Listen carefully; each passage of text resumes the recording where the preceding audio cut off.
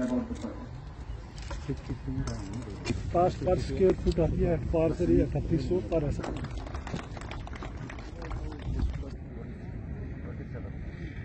कभी कुछ ऐसी परियोजनाओं का शिलान्यास करना पड़ता है जिसके बारे में अगर सोचिए तो मन में ख्याल आता है कि काश हमें इसकी जरूरत न पड़े। मैं मानता हूं कि उसी कड़ी में इस नशा मुक्ति केंद्र के भवन के शिलान्यास के अवसर पर हम सब उपस्थित हैं।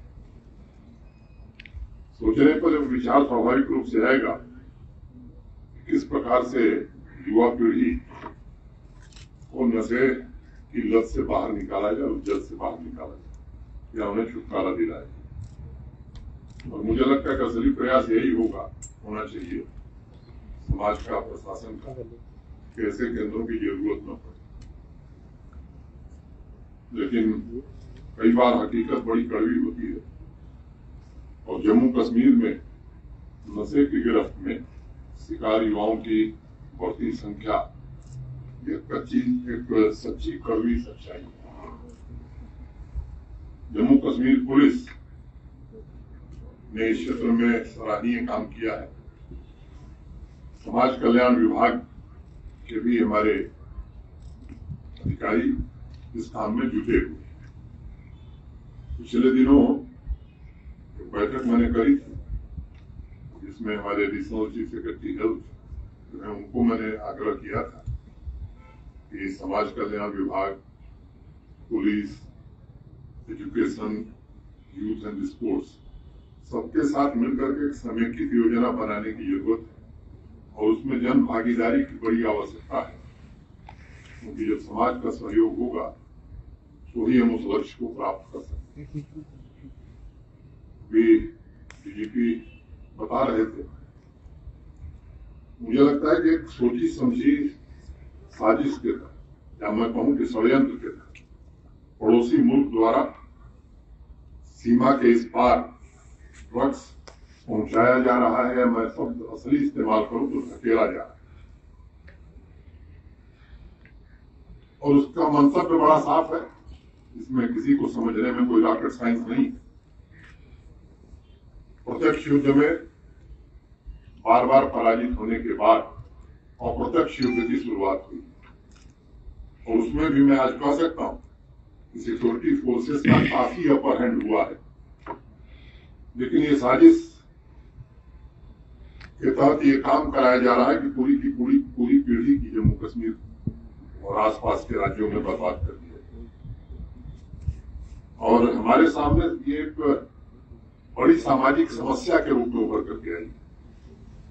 युवाओं में खास तौर से बढ़ता हुआ ड्रग एडिक्शन, जिसकी वजह से समाज के सभी वर्गों, चाहे उच्च वर्ग के लोग हों, मध्यम वर्ग के लोग हों या हमारे गरीब परिवारों के लोग, भविष्य निर्माण करने वाली शक्तियों को निष्क्रिय बनाने की एक सोची समझी साजिश है।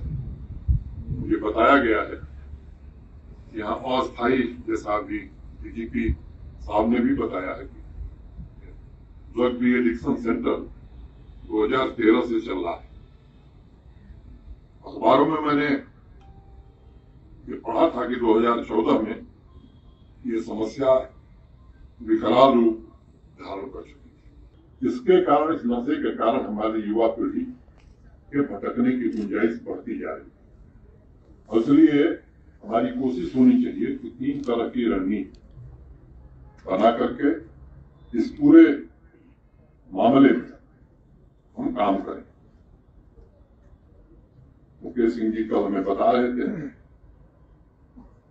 कि राज से भटके युवाओं को मुख्य धारा में शामिल करने का प्रयास, पुलिस और नारकोटिक्स कंट्रोल टीम के द्वारा ड्रग्स स्मगलिंग पर रोक लगाई जाए, इसकी कोशिश पूरी शिद्दत से हो रही है। समाज कल्याण विभाग जागरूकता अभियान चलावे, पुलिस और स्वास्थ्य विभाग के माध्यम से ड्रग डी एडिक्शन सेंटर्स को और प्रभावी बनाया जाए। पिछले साल मैंने इस तरह के कार्यक्रम में आग्रह किया था कि युवाओं को भी इसमें शामिल करने की जरूरत है। मोटे तौर पर हर पंचायत में हमने यूथ क्लब बनाए हैं, उनसे भी चर्चा होती है। हमारे जो शासन के लोग उनसे मैं ये निवेदन करूंगा और पुलिस के लोगों से उन नौजवानों को भी शामिल करने की आवश्यकता है इस सामाजिक अभियान में। और नशा मुक्ति की लड़ाई केवल प्रशासन के बलबूते नहीं लड़ी जा सकती है। हम इंतजाम कर सकते हैं, समाज के सहयोग से इस लड़ाई में विजय पाई जा सकती है। मुझे खुशी है कि शहरी क्षेत्रों में भी इस तरह की समितियां गठित की गई हैं। ऐसे तमाम समाज के प्रबुद्ध लोग और उन लोगों का मैं अभिनंदन करता हूँ। यहाँ भी लोग उपस्थित हैं जो इस क्षेत्र में पहले से काम कर रहे हैं। मोटे तौर पर आप सबको मालूम कि लगभग 65% हमारी आबादी 35 वर्ष से कम की है और इसलिए इनका सदुपयोग हम करें। एक बड़ी फौज हमारे पास वॉलंटियर्स की है, चाहे वो शिक्षण संस्थान हो, उनको भी इसमें अगर शामिल करेंगे तो मुझे लगता है बेहतर परिणाम हमें मिल सकता है। पड़ोसी मुल्क के नार्को टेररिज्म का मुंह तोड़, क्योंकि ये केवल नशा की तरफ पीढ़ी को नहीं ढकेल रहा है। नार्को टेररिज्म बड़ा खतरा मैं मानता हूं।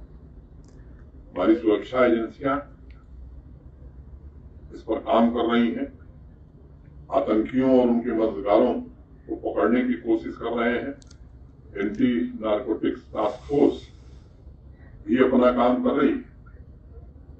जम्मू कश्मीर के जो 10 जिले प्रभावित हैं, वहां मुझे लगता है कि स्टेक होल्डर्स, यूथ क्लब, शैक्षणिक संस्थान, प्रशासन, पुलिस, ये मिलकर के सामूहिक प्रयास और जिम्मेदारी के साथ अगर हम आगे बढ़ेंगे तो इस पर नियंत्रण पा सकेंगे।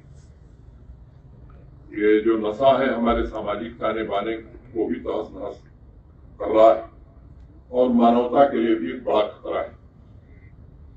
स्मगलिंग की रोकथाम, सुधार और पुनर्वास के जरिए समाज में नशे की लत समाप्त करने के लिए हम सब आज संकल्प लें और अपने अभियान में समाज के प्रबुद्ध लोगों को, इस क्षेत्र में काम करने वाले लोगों को और युवा वर्ग को जोड़ करके समाज की जो आकांक्षा है स्वस्थ समाज बनाने की, उस दिशा में काम करें। इस केंद्र में, नशा मुक्ति केंद्र में वो सारी सुविधाएं होंगी जिससे कि हम नशा के जो आदी लोग हैं उनको दोबारा से सही रास्ते पर लाए, उन्हें उनसे नशा छुड़ा दे और जहां पर उन्हें बिजी भी रखे। वैसे तो 400 करोड़ रुपया इस पर लागत आएगी, लेकिन जैसे कि मुझे बताया गया कि यहाँ पर खेल कूद की व्यवस्था भी होगी, व्यायाम की व्यवस्था भी होगी, मनोरंजन की व्यवस्था भी होगी और भी कुछ ऐसे चीजें जहाँ पर होंगी जिससे वो लोग जो हैं उनका मन भी लगा रहे और आस्ता आस्ता वो नशा से मुक्त हो जाए। हमारे लिए ये खुशी का मौका है कि एक नेक काम जो बड़े लंबे अरसे से हम लोग फ्रेगमेंटेड वे में कर रहे थे, थोड़े लेवल पे कर रहे थे, जिसकी जरूरत बहुत बड़ी थी, वो जरूरत समाज के लिए आज पूरी होने जा रही है। हम लोग ड्रग एडिक्शन की अगर बात करें तो जम्मू कश्मीर को टेररिज्म की जितनी बड़ी चैलेंज है उससे ज्यादा बड़ी चैलेंज बन के उभर रही है नारकोटिक्स की, जो न सिर्फ टेररिज्म को ऑक्सीजन का काम कर रही है, इसके लिए पैसा जुटाने के लिए, लॉजिस्टिक जुटाने के लिए, इसकी खरीदो फरोख्त के बाद जो पैसा मिलता है उसको इस्तेमाल किया जा रहा है, बल्कि हमारी नई पीढ़ी को टारगेट किया जा रहा है, उनको बुरी तरह नुकसान पहुंचाया जा रहा है। जहां टेररिज्म इंडिविजुअल तौर पे टारगेट करता है लोगों को, सिविलियंस को, फोर्सेस को, वहां नारकोटिक्स पूरे तौर पे समाज को टारगेट करता है, फैमिलीज को टारगेट करता है, सोसाइटी को टारगेट करता है और पूरे समाज की तबाही की तरफ ले जाता है। पिछले कुछ सालों से हम देख रहे हैं कि ये रुझान बहुत बुरी तरह बढ़ रहा है। हालांकि एफर्ट का लेवल इतना बड़ा है पहले से कि हम लोग बहुत बड़ी तादाद में नारकोटिक्स पकड़ रहे हैं, बहुत बड़ी तादाद में जो पैसा नारकोटिक्स के ट्रेड से आता है वो पकड़ रहे हैं और बहुत बड़ी एफर्ट इस खित्ते में कर रहे हैं कि लोगों को जागरूक किया जाए, लोगों को साथ में बुलाया जाए कि हम लोग मिल करके इस मर्ज की दवा ढूंढें, इस वबा का मुकाबला करें। मगर फिर भी अभी तक जो कोशिशें हमारी हैं, मुझे लगता है कि इससे बहुत ज्यादा कोशिशें करने की जरूरत है। मैं शुक्रिया कहना चाहता हूं ऑनरेबल एलजी साहब को, जिनकी वसादत से हम जो बहुत छोटी जगह पे एक सेंटर चला रहे थे, उसको एक बड़ी जगह और एक बड़ी फैसिलिटी में कन्वर्ट करने का मौका हमें मिल रहा है। आज का ये प्रोजेक्ट, जिसको स्मार्ट सिटी के अंदर ऑनरेबल एलजी साहब की हदायत पर शामिल किया गया और जिसकी फंडिंग स्मार्ट सिटी से और एयरपोर्ट अथॉरिटी ऑफ इंडिया की तरफ से हमें मिल रही है, उनके CSR कार्यक्रम के तहत, मैं बहुत बहुत शुक्रिया कहना चाहता हूं। इंतजामिया को भी, जिनकी तरफ से ये जमीन की अलॉटमेंट इस नए कार्य के लिए की गई और साथ ही साथ स्मार्ट सिटी के अंदर पैसे का प्रावधान भी किया गया कि इसको जल्दी से जल्दी हम लोग बना पाए। मैं सबसे ये प्रार्थना करूंगा कि हम सब लोग ये सेंटर बना रहे हैं, NGOs काम कर रहे हैं, हमारे छोटे भाई जोरावर सिंह जी यहाँ बैठे हुए हैं, इस काम को बड़ी मेहनत के साथ कई सालों से लगे हुए हैं, बहुत से अपने साथ नौजवान जोड़े हुए हैं। लेकिन मेरा एक प्रार्थना है सबसे, आप घर से इस चीज को स्टार्ट करें। हम अपने बच्चों को समय नहीं देते। सबसे जो बड़ी बात है इसकी, जो बच्चे हमारे इस तरफ जा रहे हैं, मैं सबसे ये प्रार्थना करूंगा, खासकर पुलिस विभाग के लोग तो 24 घंटे काम करते हैं। हम लोग फिर रात को क्रिटिकल लोग हैं 8-9 बजे 10 बजे तक घर आ जाते हैं। हमारे साथी जो पुलिस विभाग के रात को 4-4 बजे को बच जाते हैं।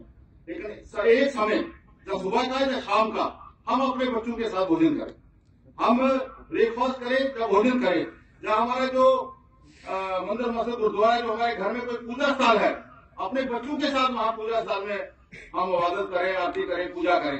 एक रूटीन बनाएं, बच्चों को अपने दिल से लगाएं। बहुत बहुत धन्यवाद। मैं lieutenant governor union territory of Jammu Kashmir जनाब मनोज सिन्हा साहब का शुक्रिया अदा करता हूं। मैं आज यहाँ मौजूद MP श्री जुगल किशोर शर्मा जी और मेयर चंद्रमोहन गुप्ता जी और बाकी सभी मुअज्जिन का भी शुक्रिया अदा करता हूं। आप यहाँ आए, हमारा आपने मान बढ़ाया। खसूसी तौर पे chief secretary, additional chief secretary health, divisional commissioner, chief executive officer smart city और डिप्टी कमिश्नर का मैं शुक्रिया अदा करना चाहता हूं, जिन्होंने हर कदम पे हमारी मदद की। चाहे वो जमीन अलॉटमेंट का मसला हो, चाहे वो फंड एलोकेशन का मसला हो, हर कदम पे उनका सहयोग हमारे साथ रहा।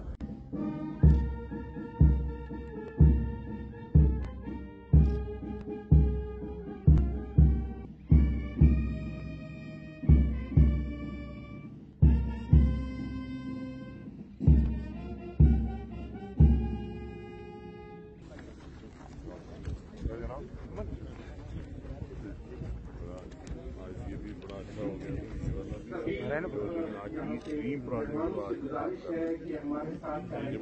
प्रोजेक्ट